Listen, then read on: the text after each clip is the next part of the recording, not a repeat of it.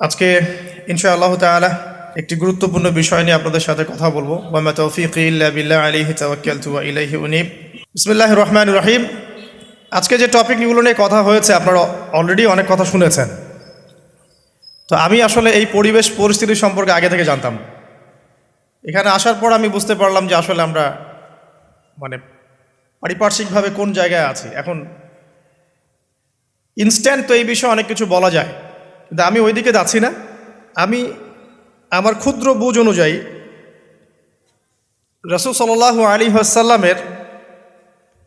সাল্লাল্লাহু আলাইহি ওয়াসাল্লামের যে শান, যে মর্যাদা, তিনি যে শেষ নবী এবং তারপরে যে কোনো নবী আসবে না, এবং কেন তিনি শেষ নবী, তার মধ্যে স্পেশালিটি কি আছে, এই বিষয়গুলো নিয়ে একটু সংক্ষিপ্ত কথা বলবেন ইনশাআল্লাহ। ঠিক আছে? ওয়া মা তাওফীকি ইল্লা বিল্লাহ আলাইহি তাওয়াক্কালতু ওয়া ইলাইহি উনীব। আমি আলোচনা শুরু করতে যাচ্ছি একটা হাদিস থেকে। একদিন রাসূলুল্লাহ সাল্লাল্লাহু আলাইহি ওয়াসাল্লাম মসজিদের পাশ দিয়ে হেঁটে যাচ্ছেন, মসজিদে নববীর পাশ দিয়ে। তখন সাহাবায়ে কেরাম রাদিয়াল্লাহু আনহুম আজমাইন তারা মসজিদের মধ্যে বসে একটা বিষয় নিয়ে কথোপকথন করছিলেন। তো নবী সাল্লাল্লাহু আলাইহি ওয়াসাল্লাম জিজ্ঞাসা করলেন যে তোমরা কি নিয়ে কথা বলছো, তোমরা কি নিয়ে কথোপকথন করছো? তখন সাহাবায়ে কেরাম রাদিয়াল্লাহু আনহুম তারা বলছেন যে আমরা কিয়ামতের আলামতগুলো নিয়ে কথা বলছিলাম। কি নিয়ে কথা বলছেন? কিয়ামতের আলামতগুলো নিয়ে সাহাবীরা কথা বলছেন। তো সাহাবীদের কিয়ামতের আলামত নিয়ে কথা বলার কি দরকার ছিল? তাদের সময় তো আর কিয়ামত হবে না। দরকার ছিল কি? সচেতনতা। তারা ফিতনায় নিজেরা যেন না পড়ে যান, এই জন্য সতর্ক থাকতে চাইতেন। এই কারণেই ফিতনাময় পরিবেশ নিয়ে আলোচনা করতেন। তো নবী সাল্লাল্লাহু আলাইহি ওয়াসাল্লাম তখন বললেন, দেখো, যতদিন পর্যন্ত 10টা আলামত প্রকাশ হচ্ছে না ততদিন পর্যন্ত কিয়ামত হবে না। কয়টা আলামত? 10টা। নবী সাল্লাল্লাহু আলাইহি ওয়াসাল্লাম প্রথমে বললেন 1 নাম্বার হচ্ছে মাসিহুদ দাজ্জাল। কি নাম? মাসিহুদ দাজ্জাল। 2 নাম্বার হচ্ছে ইয়াজুজ এবং মাজুজ। এর আদম সন্তান পৃথিবীতে বের হবে এবং পুরো পৃথিবীটা ম্যাসাকার করে ছেড়ে দিবে। আর মাসিহুদ দাজ্জাল সেও বের হবে শেষ জামানায়, যে ইহুদিদেরকে নিয়ে পুরো বিশ্ব শাসন করবে। বিশ্বের প্রতিটা ডিপার্টমেন্ট সে রুল করবে, এবং দাজ্জালের চেয়ে ভয়ঙ্কর কোনো ফিতনা এই পৃথিবীতে আসে নাই, আসবেও না। প্রত্যেক নবী তার কওমকে দাজ্জাল সম্পর্কে সতর্ক করেছিলেন, এমনকি নূহ আলাইহিস সালাম পর্যন্ত তার উম্মতকে দাজ্জালের ফিতনা সম্পর্কে সতর্ক করেছিলেন। নবী সাল্লাল্লাহু আলাইহি ওয়াসাল্লাম বলেছেন যে তোমরা যদি সূরা কাহাফ তেলাওয়াত করো, প্রত্যেক জুমার দিন সূরা কাহাফ তেলাওয়াত করো, অথবা সূরা কাহাফের প্রথম 10টা আয়াত, শেষ 10টা আয়াত মুখস্থ রাখো, ইনশাআল্লাহ তাআলা মাসিহুদ দাজ্জাল তোমাদের কোনো ক্ষতি করতে পারবে না। 1 মাসিহুদ দাজ্জাল, 2 ইয়াজুজ আর মাজুজ, 3 হচ্ছে ঈসা ইবনে মারইয়াম। ঈসা ইবনে মারইয়াম যতক্ষণ পর্যন্ত না আসছেন, পৃথিবীতে আবার ইউটার্ন না করছেন এবং তার হাতে মাসিহুদ দাজ্জাল নিহত না হচ্ছে, কিয়ামত হবে না। 4 দাব্বাতুল আরদ, অর্থাৎ পৃথিবীর ভিতরে একটা প্রাণী আছে, মাটি ফেরে এই প্রাণীটা বের হবে কিয়ামতের আগে আগে, এবং এই প্রাণীটা মানুষের সাথে কথাবার্তা বলবে, কথা বলতে পারা প্রাণী। এ যতক্ষণ বের হচ্ছে না, কিয়ামত হবে না ইনশাআল্লাহ তাআলা। কটা বললাম? 4টা। 5 হচ্ছে দুখান বা ধোঁয়া। এই পুরো পৃথিবীর আকাশটা একটা নির্দিষ্ট সময় পর্যন্ত ধোঁয়ায় ছেয়ে যাবে, এবং হতে পারে, আল্লাহু আলাম, হতে পারে যে সূর্যের আলো পৃথিবীতে পৌঁছাবে না, এমন ধোঁয়া হতে পারে। পুরো পৃথিবীটা ধোঁয়ায় ছেয়ে যাবে, এটা সূরা দুখানের মধ্যেও বলা আছে। এটা 5। 6 নম্বরে নবী সাল্লাল্লাহু আলাইহি ওয়াসাল্লাম বলছেন যে একটা ভূমিকম্প হবে পৃথিবীর পূর্ব দিকে। পৃথিবীর পূর্ব দিক মানে এই যে ভারত, পাকিস্তান, বাংলাদেশ, শ্রীলঙ্কা, ইন্দোনেশিয়া, ঠিক আছে, এই সিঙ্গাপুর, এই যে কন্টিনেন্ট, মালয়েশিয়া, এটা পৃথিবীর পূর্ব দিক। এদিকে একটা ভূমিকম্প হবে। তারপরে 7 পৃথিবীর পশ্চিমে একটা ভূমিকম্প হবে। পশ্চিম মানে বোঝেন না?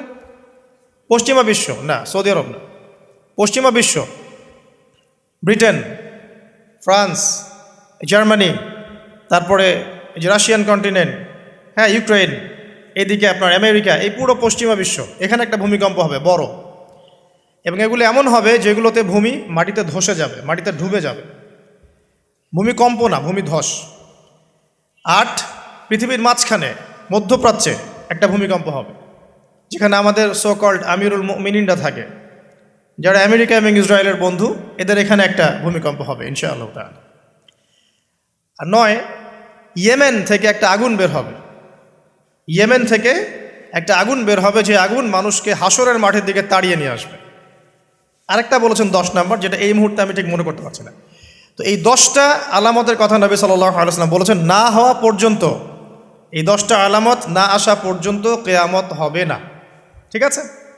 আচ্ছা, এখন এই 10টার মধ্যে সবচেয়ে বড়টা কি? সবচেয়ে বড়টা হচ্ছে মাসিহুদ দাজ্জাল। সবচেয়ে বড়টা কি? ও 10 নম্বরটা মনে পড়েছে, আলহামদুলিল্লাহ। সূর্য উঠবে পশ্চিম দিক থেকে। সূর্য উঠবে পশ্চিম দিক থেকে, তাহলে আর সময় নাই, পৃথিবীর সময় শেষ। এই 10টা মনে থাকবে? আসেন বলি। প্রথমে কি? দাজ্জাল, তারপরে ইয়াজুজ আর মাজুজ, 3 নম্বর ঈসা ইবনে মারইয়ামের প্রত্যাবর্তন, 4 নম্বর দাব্বাতুল আরদ, জমিন থেকে প্রাণী বের হয়ে কথা বলবে মানুষের সাথে। ঠিক আছে? 5 নম্বর কি বললাম? ধোঁয়া, দুখান। ঠিক আছে?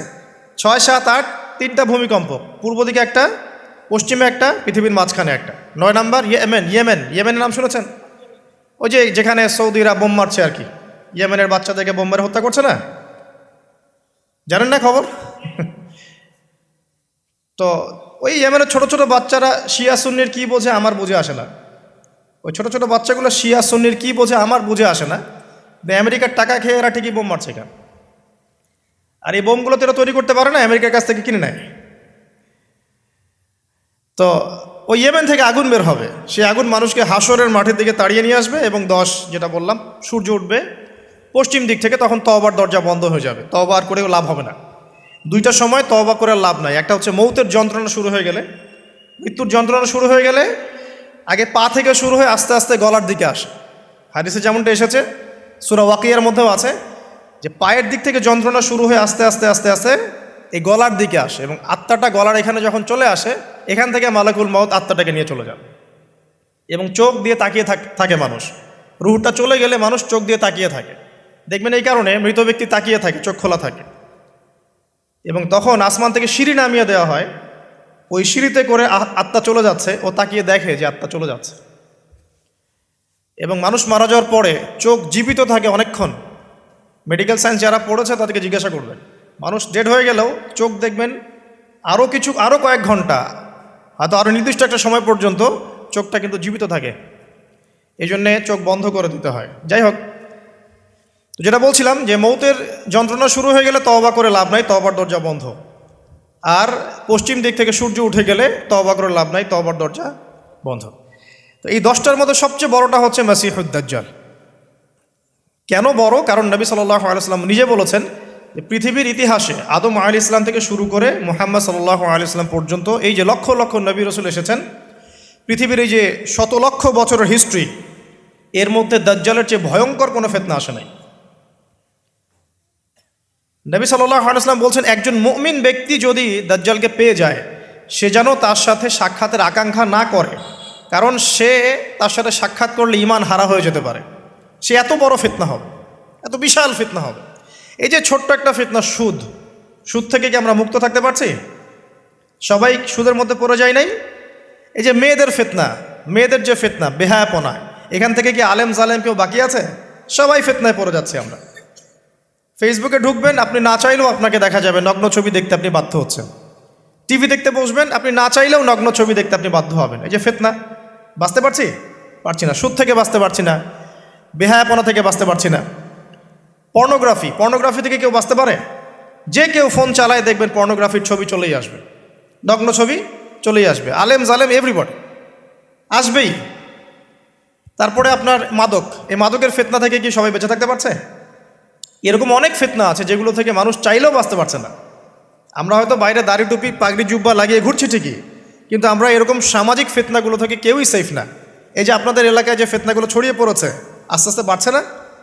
এমন ফিতনা বেড়ে যাচ্ছে। তো এগুলো যদি আমাদেরকে গ্রাস করে ফেলতে পারে, তাহলে এই পৃথিবীর সমস্ত ফিতনা একসাথে করলেও দাজ্জালের ফিতনার সমান হবে না। আমি কি বোঝাতে পারছি?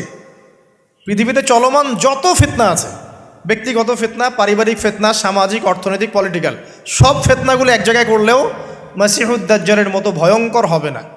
এই জন্য নবী সাল্লাল্লাহু আলাইহি ওয়াসাল্লাম বলছেন দাজ্জালের চেয়ে ভয়ঙ্কর কোনো ফিতনা আসেও নাই, আসবেও না। প্রত্যেক নবী আলাইহিস সালাম তার কওমকে এই ফিতনা সম্পর্কে সতর্ক করতেন। এমনকি এক্সাম্পল দিতে গিয়ে নবী সাল্লাল্লাহু আলাইহি ওয়াসাল্লাম বলছেন নূহ আলাইহিস সালাম, ওই কত বছর আগের নবী, তিনি পর্যন্ত তার কওমকে দাজ্জাল সম্পর্কে সতর্ক করেছেন। সে কোথায় আছে? সে পৃথিবীতেই আছে। তার কি জন্ম হয়েছে? উত্তর হ্যাঁ, তার জন্ম হয়েছে। সে কি এখন আত্মপ্রকাশ করেছে? উত্তর না, সে এখনো মানুষের রূপে আত্মপ্রকাশ করে নাই। সে কাদেরকে নিয়ে বিশ্ব শাসন করবে? উত্তর জিউসদেরকে নিয়ে, ইহুদিদেরকে নিয়ে।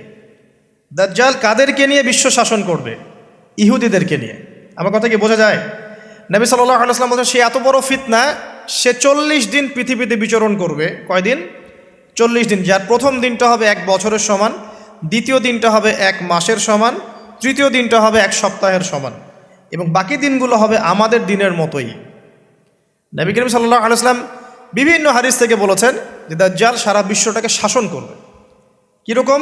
মানে সে ইলাহ দাবি করে বসবে। আল্লাহ পাক তাকে কিছু অলৌকিকত্ব দিবেন মানুষকে ফিতনায় পরীক্ষা করার জন্য।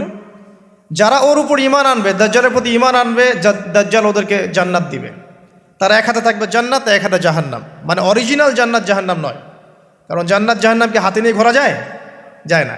আমাদের কিছু প্রোটেস্ট্যান্ট মুসলিম ভাই আছে, তারা মনে করে যেটা হাদিসের শব্দ ওইটাই, মানে হাদিসে যেটা শব্দ সেটাই, এর কোনো ইন্টারপ্রিটেশন ব্যাখ্যায় তারা বিশ্বাস করে না। তাহলে এক হাতে জান্নাত এক হাতে জাহান্নামের ব্যাখ্যা আপনি কী করবেন? সত্যি সত্যি কি হাতে জান্নাত জাহান্নাম নিয়ে কেউ ঘুরতে পারে? পারে না। মানে কি? মানে হচ্ছে যদি কেউ দাজ্জালকে অনুসরণ করে, তার আনুগত্য করে, দাজ্জাল তাকে জান্নাতের নাজ নেয়ামত দিবে, পৃথিবীতে নাজ নেয়ামত দিবে। সে স্বাচ্ছন্দ্যে থাকবে, তার ফাইন্যান্সিয়াল অবস্থা ভালো হবে, তার স্ট্যাটাস ভালো হবে, পৃথিবীতে ভালো থাকবে। আর যদি কেউ দাজ্জালকে অস্বীকার করে, তার বিরুদ্ধে দাঁড়ায়, তখন দাজ্জাল তাকে অত্যাচার করবে, অন্যায় করবে, জুলুম করবে, তার অবস্থা পৃথিবীতে হেয় প্রতিপন্ন হয়ে যাবে। জান্নাত জাহান্নাম। দাজ্জাল এর বাহন হবে একটা গাধা। নবী সাল্লাল্লাহু আলাইহি ওয়াসাল্লাম বলছেন সেই গাধার লম্বা প্রশস্ত কান থাকবে, যেই কানের নিচে কত হাজার মানুষ আশ্রয় নিতে পারবে। তো এখন এটা কি সত্যিকারের গাধা? দাজ্জালের কানের কথা বলা হচ্ছে, এই কানটা কি সত্যিকারের কান? যার নিচে এমন কোনো গাধা কি আছে বড় কানওয়ালা যে আকাশে উঠতে পারে? এমন কোনো গাধা কি আছে যে আকাশে উঠতে পারে, যার বড় কান আছে, যার কানের নিচে হাজার হাজার মানুষ আশ্রয় নিতে পারে? আছে? নাই। তাহলে নিঃসন্দেহে এটা বাস্তবিক গাধা বোঝানো হচ্ছে না, বোঝানো হচ্ছে এমন কোনো বাহন যেটা আকাশ ফ্লাই করতে পারে এবং এত অত্যাধুনিক হবে যার পাখার নিচেই হাজার মানুষ আশ্রয় নিতে পারবে। এয়ারক্রাফট হতে পারে, আল্লাহু আলাম। আচ্ছা, আলোচনা হয়তো অনেক হাই স্কেলে চলে যাচ্ছে, আমি একটু কমাই নিয়ে আসি। এক কথায় সংক্ষিপ্ত করে বোঝেন, দাজ্জাল পুরো বিশ্বটাকে রুল করবে, শাসন করবে। ঠিক আছে? কাদেরকে নিয়ে শাসন করবে? কাদেরকে নিয়ে? ইহুদিদেরকে নিয়ে। আচ্ছা, ইহুদিদের মধ্যে দুটো ভাগ আছে। এক ভাগ হচ্ছে সত্যিকার অর্থেই কিছু কিছু ক্ষেত্রে তারা তাওরাত, এই যে জাবুর, ইনজিল, এগুলোর প্রতি একটু মানে অনুগত আর কি। আরেকগুলো আছে বেশিরভাগই এরা হচ্ছে বদ প্রকৃতির। এরা এই পৃথিবীতে, সারা পৃথিবীতে জায়নিস্ট মুভমেন্ট ছড়িয়ে দিয়েছে এবং তারা বিশ্বের প্রত্যেকটা ডিপার্টমেন্ট নিয়ন্ত্রণ করা শুরু করেছে এখন। এবং তারা সারা বিশ্বর যত মানে সেন্সিটিভ ইস্যুগুলো হচ্ছে এর পিছনে কলকাঠি নাড়ে আর কি।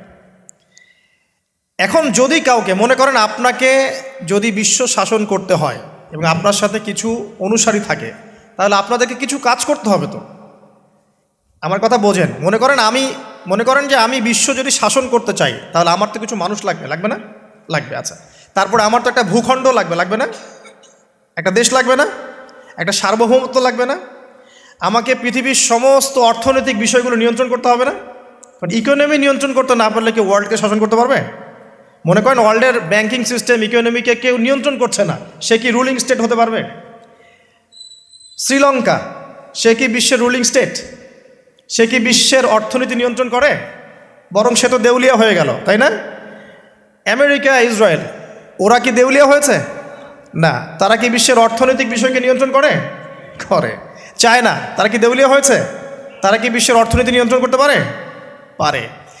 তো এক কথায় বোঝেন, আপনাকে যদি রুল করতে হয় সারা ওয়ার্ল্ডকে, প্রথমত আপনার একটা ল্যান্ড লাগবে, একটা কিছু মানুষ লাগবে আপনার, এবং সেই মানুষগুলো রামসাম যদুমধু হলে হবে না, সেই মানুষগুলো হতে হবে সবচেয়ে বুদ্ধিদীপ্ত মানুষ, ট্যালেন্টেড মানুষ, যারা পৃথিবীর সব কিছু নিয়ন্ত্রণ করার যোগ্যতা রাখে।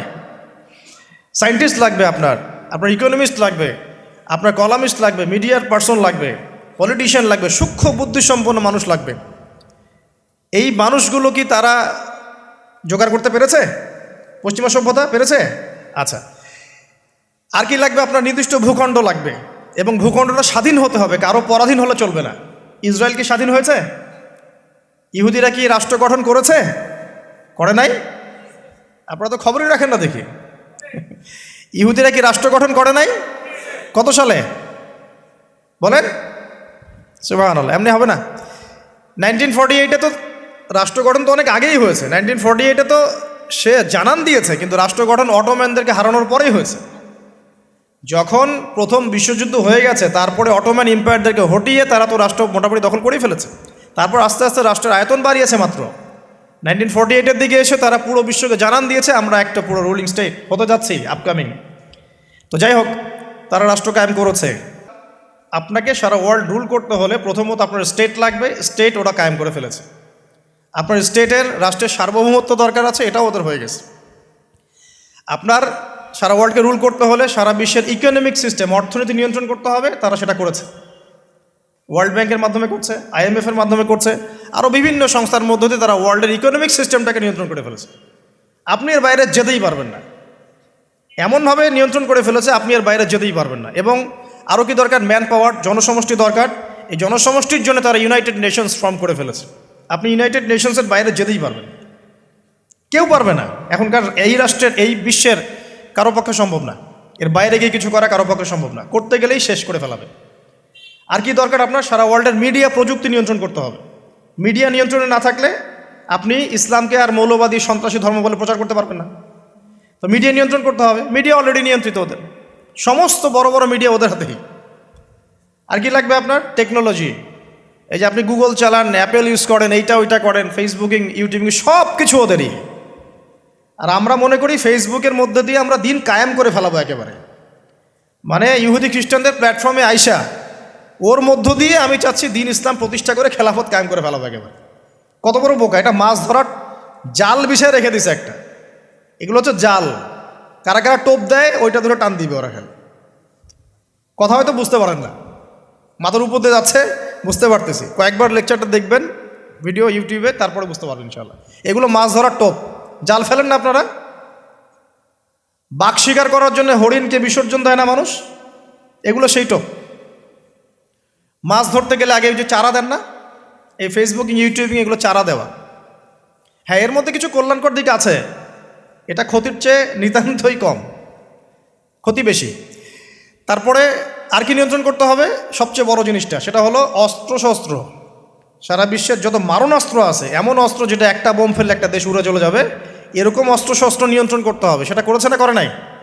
করেছে। এই যে দেখেন, এখন আপনি বুঝতে পারছেন যেটা আপনাকে সারা ওয়ার্ল্ডকে রুল করতে হয়, তাহলে আপনাকে এই সমস্ত বিষয়কে রুল করতে হবে। এগুলো রুল না করতে পারলে আপনি ওয়ার্ল্ডকে রুল করতে পারবেন না। আর নবীজি বলছেন দাজ্জাল সারা বিশ্বকে কি করবে? বলেন, সারা বিশ্বকে রুল করবে।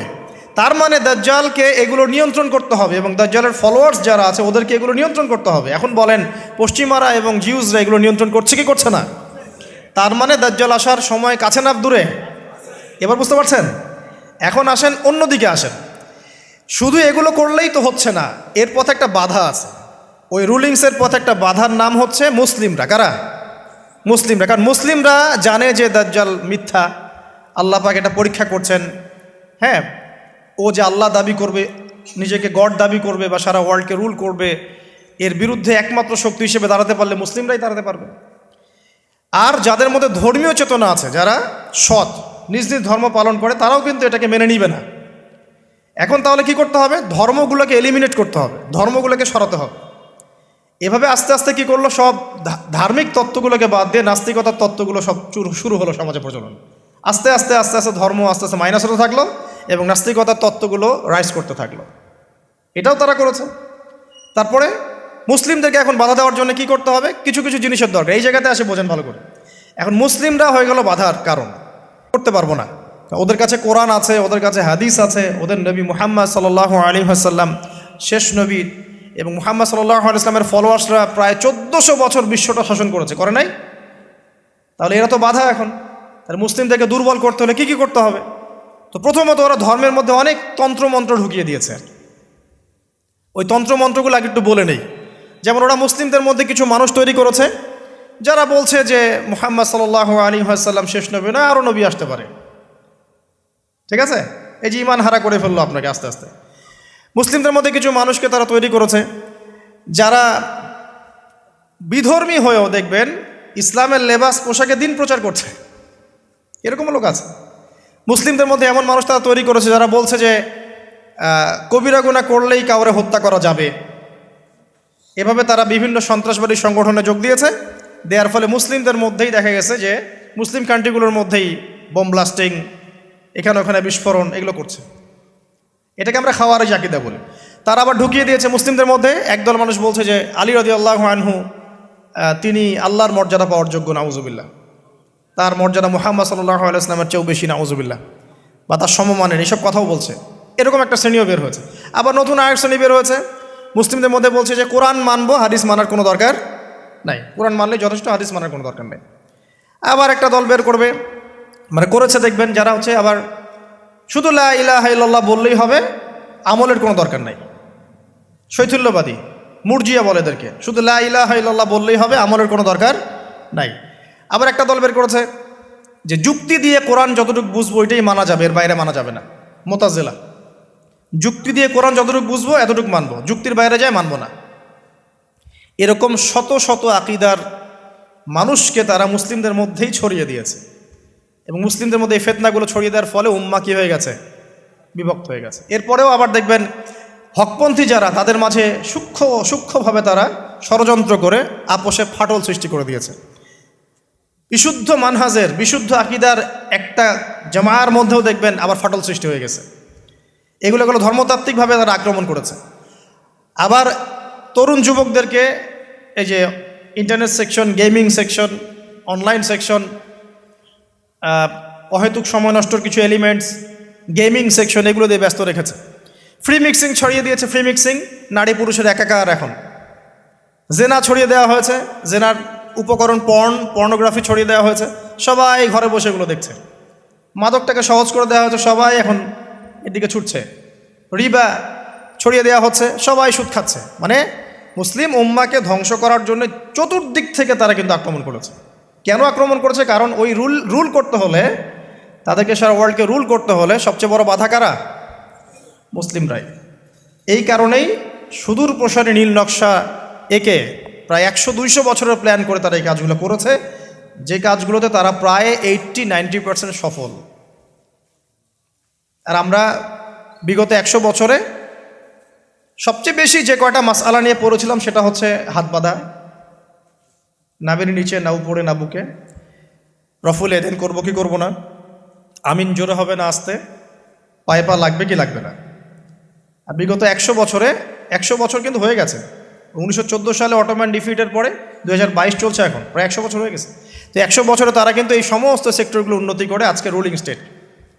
আপনাকে বোঝাচ্ছিলাম ওরাই কিন্তু সারা ওয়ার্ল্ডকে রুল করছে। আর মাসিহুদ দাজ্জালও কিন্তু ইহুদিদেরকে নিয়ে সারা ওয়ার্ল্ডকে রুল করবে। আচ্ছা, এখন বুঝতে পারছেন অলরেডি যারা বিচক্ষণ শ্রোতা, যে এই পরিস্থিতিটা শুধুমাত্র ওদের সাফল্য বললে ভুল হবে। এখানে সবচেয়ে বড় কথা আমাদের ব্যর্থতা। কারণ বিগত 1400 বছরে কিন্তু আমাদের অবস্থা এমন ছিল না।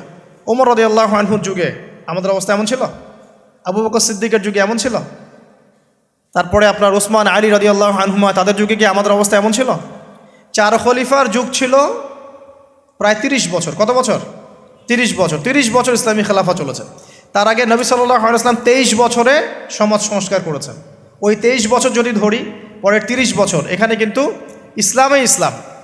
ইসলামের জয় জয়কার।